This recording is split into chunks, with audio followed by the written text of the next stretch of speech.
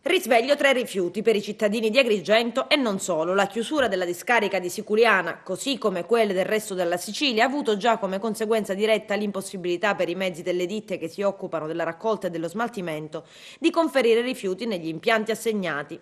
E questo è il secondo giorno che accade. I mezzi, spiega Giancarlo Alongi, rappresentante legale delle associazioni temporanee di imprese, sono tutti saturi e fermi davanti ai cancelli chiusi di Catanzaro. La causa è la scadenza annunciata da tempo del decreto di proroga che regge il sistema in Sicilia. Il presidente della regione Rosario Crocetta e il ministro dell'ambiente Gianluca Galletti avrebbero discusso e messo a punto un nuovo piano, cioè un rinvio fino al 30 novembre. Il decreto però non è stato ancora firmato, ma anche se dovesse arrivare il via libera oggi in extremis, ci vorrà del tempo per smaltire la fila di autocompattatori che devono scaricare per poi tornare a raccogliere i rifiuti delle strade. Il risultato è che cassonetti sono stracolmi ovunque, probabilmente così sarà anche domani.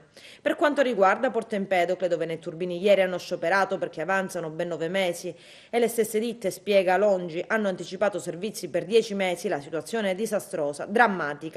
E per di più, continua Longi, non c'è nessuna interlocuzione con il comune, non si sa nulla. A questa gravità di condizioni non si era mai arrivati in nessun comune. Dal sindaco Ida Carmina non si ha nessuna rassicurazione. Non è in grado di trovare una soluzione. Di Netturbini oggi hanno lavorato con 9 mesi di stipendi arretrati sulle spalle per evitare una denuncia per interruzione di pubblico servizio.